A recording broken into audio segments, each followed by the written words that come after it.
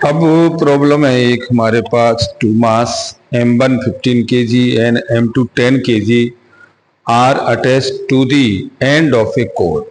ये हमारे पास एक पुली है और ये इसका हैंगिंग पॉइंट है और एक ये साइड, एक मास हमारा यहाँ टंगा हुआ है, कितना है 10 kg, और एक मास हमारा यहाँ टंगा हुआ है और इसकी वैल्यू है हमारे पास 15 kg, एक 10 kg और एक 15 kg। इसमें टेंशन कितना है T और इसमें टेंशन T है। अब ये एक दूसरे से मोशन कर रही हैं, इसके साथ टेंशन इसमें T1 दे दिया, इसका टेंशन हमने T2 दे दिया, और इसका जो मोशन है वो इस डायरेक्शन में होता है लीनियर से। तो वो कह रहा है कैलकुलेट दी टेंशन, तो दोनों में टेंशन निकालना है। तो हमारे पास इक्वेशन है, ये कह रहा है कि दो इक्वेशन हमारे पास बनेगी और ये हमारा मूवमेंट करता है क्लॉकवाइज, ये वाला, इसका मास हमारा m, ये रोटेट करती है इस तरह से, ये जब रोटेट करती है तो ये क्लॉकवाइज हो गया, क्लॉकवाइज। अब पहले का जो हमारा हो जाएगा ये M1 G माइनस के T1 is equal to M1 A, और दूसरा हो जाएगा T2 माइनस के M2 G is equal to M2 A के साथ। ठीक, अब दोनों में हमने इक्वेशन को कैलकुलेट किया तो इक्वेशन हो जाएगी आपकी यहां T2 माइनस के T1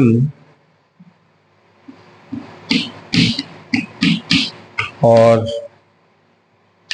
plus M1 minus M2 G के साथ, और ये M1 plus M2 into A के साथ। अब ये इस तरह से मोशन करती हैं तो फैक्टर है कि दोनों के बीच एक रिलेशन निकल के आता है, और वो रिलेशन कितना है T2 माइनस के T1। अगर हम टॉर्क निकालते हैं दोनों पुली का सिस्टम का, तो ये हमारे पास कितना होता है टॉर्क, ये हो जाएगा T1 माइनस के T2 इंटू R के साथ, और एक फॉर्मूला और होता है torque is equal to I into alpha, T1 minus T2 के साथ, और यहां से हमने इसमें ये ले लिया तो ये आपका हो गया M1 माइनस के M2 G माइनस और T1 माइनस के T2 is equal to M1 plus M2 A के साथ। अब ये अपना मोमेंट इनर्शिया भी रखेगा, डिस्क है तो डिस्क का मोमेंट इनर्शिया होता है कितना, डिस्क का मोमेंट इनर्शिया 1/2, और ये M R square 1/2 M R square के साथ। तो टॉर्क इज इक्वल टू हमारे पास कितना होता है I अल्फा, और ये T1 माइनस के T2 इंटू R के साथ, और एंगुलर रिलेशन कितनी होती है A is equal to R into alpha. तो ये वैल्यू आपकी आ गई 1/2, और ये MR स्क्वायर, और alpha is equal to A upon R, तो ये A upon R is equal to T1 minus के T2 इंटू R। तो देखो एक R से ये R कट गया, एक R से ये R कट गया, तो ये आपका वैल्यू आ गया M A upon 2 is equal to T1 minus के T2।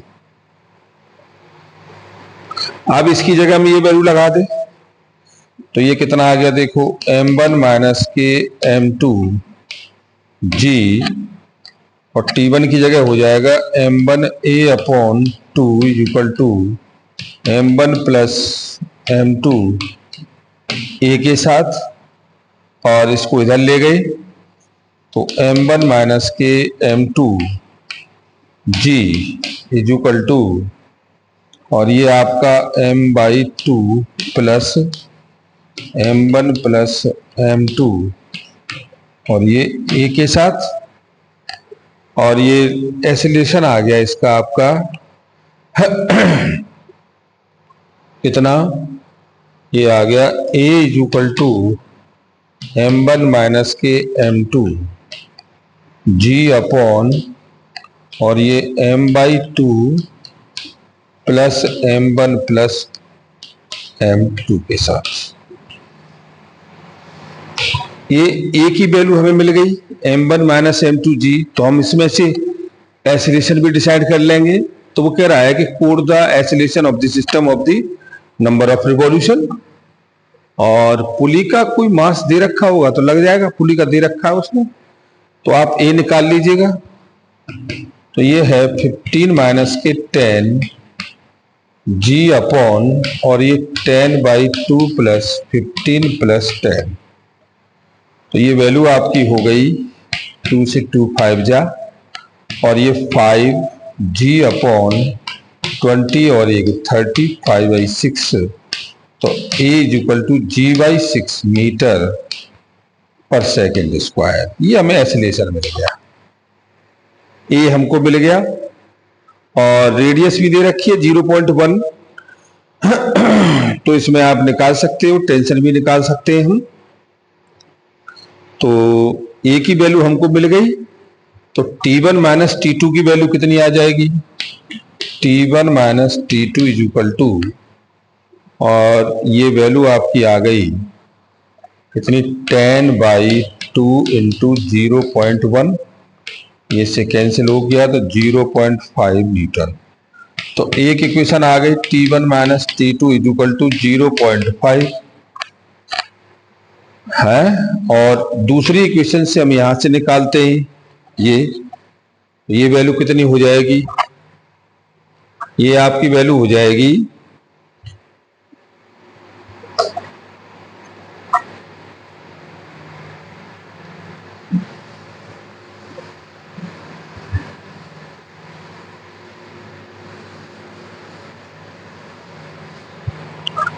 ये m1 है 15 माइनस के 10 g, और माइनस के, और ये t1 माइनस के t2 इज इक्वल टू 10 और 15 25 इंटू, और ये g/6, ये आपकी वैल्यू आ गई t2 माइनस के t1, और ये 25g अपॉन 6 माइनस 5g, तो यहाँ से कैलकुलेट किया ये, तो ये 25 माइनस के 30 upon 6 into g, this is the value is minus के 5 अपॉन 6 इंटू g। अब दोनों इक्वेशन को हम लगा लें तो ये आपकी वैल्यू है एक t1 माइनस के t2 is equal to 0.5g, हाँ 0.5 खाली ओनली, और दूसरी वैल्यू हमारे पास दे रखी है ये t2 माइनस के t1, ये सारी वैल्यू कैंसिल हो जाएगी, ये तो यहाँ सही नहीं है, ये नहीं है, तो a की वैल्यू हमको मिल गई, t1 माइनस t2 हमको मिल गया, और क्या मांग रहा है वो, और t इज इक्वल टू इतना, ठीक, और इस वैल्यू को आप लगा दीजिए इसमें, तो a निकल आएगा, तो a हम निकाल चुके हैं g/6, ठीक, a की वैल्यू हो गई, और दूसरी हमारे पास है T1 की वैल्यू। तो T1 और T2 की वैल्यू आप निकाल दीजिएगा। तो हमारे पास ये हो जाएगी T1 इज इक्वल टू ये M1 और ये G माइनस के A। तो T1 इज इक्वल टू, और ये कितना है 15, और G माइनस के A की वैल्यू G/6। तो ये हो गया T1 is equal to 15 into 5/6 into G। तो 75/6 G न्यूटन। अच्छा, दूसरा टेंशन आ जाएगा आपका कितना, T2 इज इक्वल टू, और इसमें से M2 आ गया तो A प्लस G। तो T2 आ गया 10, और A की वैल्यू है हमारे पास G/6 और प्लस G। तो ये आ गया T2 is equal to 10 into 7/6 into G newton. तो आप T2 की वैल्यू निकाल दिया तो 70/6 इंटू G न्यूटन। तो हमें ये भी मिल गया एक हमें ये मिला, दोनों टेंशन हमको मिल गई। अच्छा, इसके साथ वो क्या पूछ रहा है, अब वो पूछ रहा है कि एंगुलर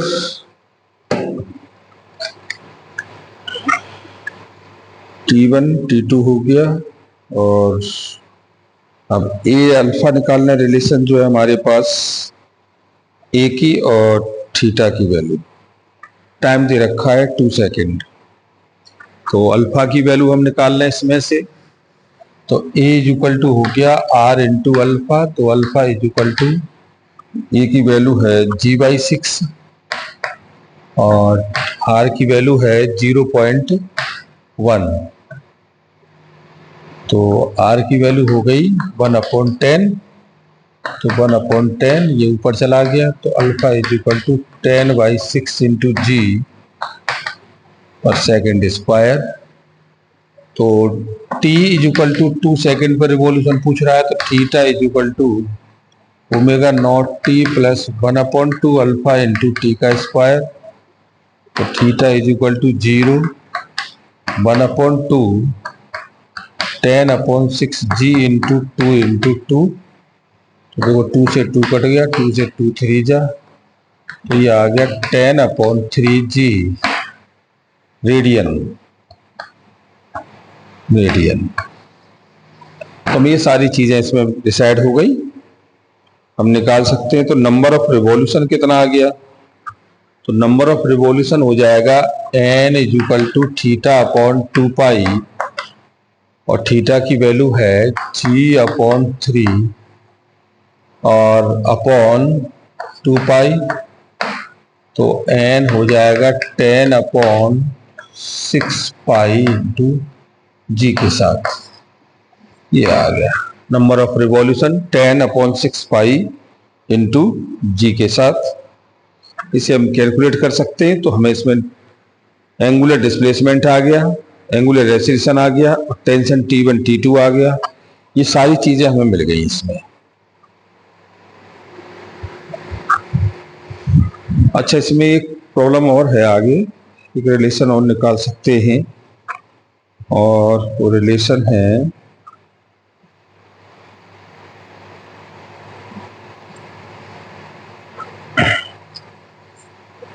टॉर्क का हो गया है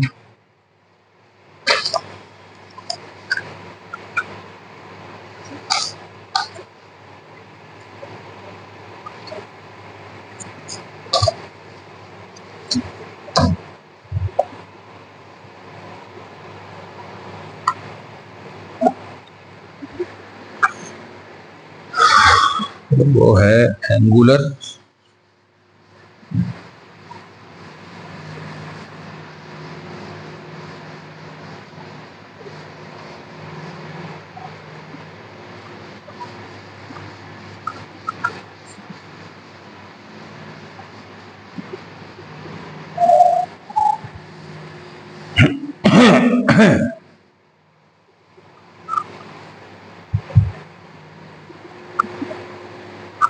अब स्टूडेंट आगे हम लेंगे relation between angular momentum end moment of inertia.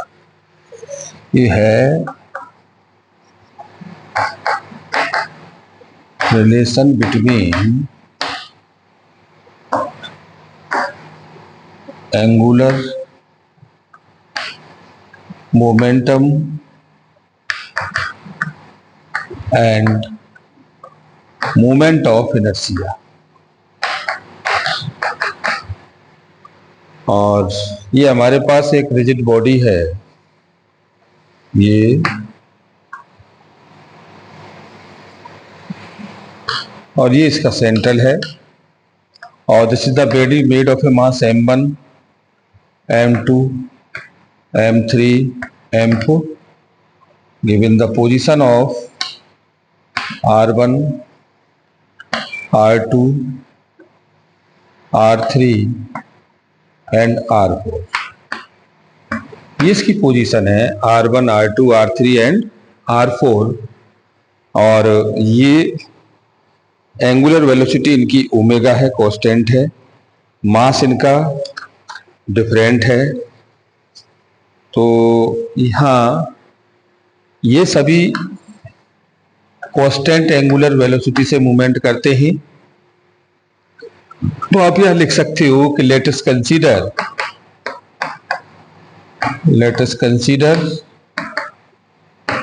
Given mass m1 m2 m3 m4 m5 mn and position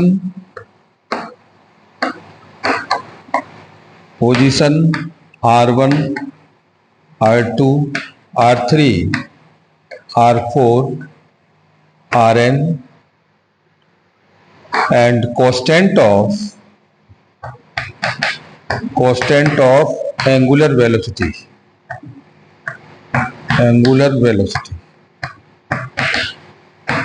omega, constant angular velocity omega.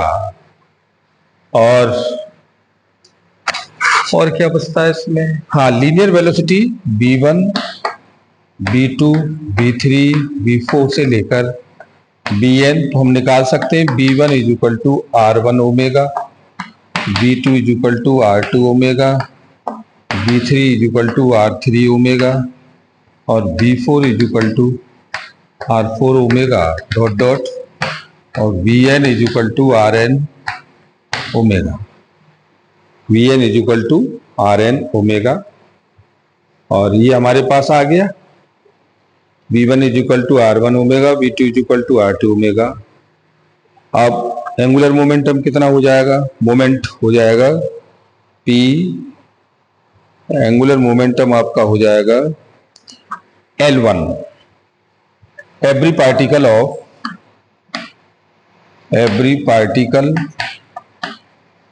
Of angular momentum, ये हो जाएगा L1 L2 L3 L4 L5 से लेकर Ln। तो total sum आपका हो गया m1 v1 r1 m2 v2 r2 plus m3 v3 r3 और m4 v4 r4 up to dot dot mn vn rn।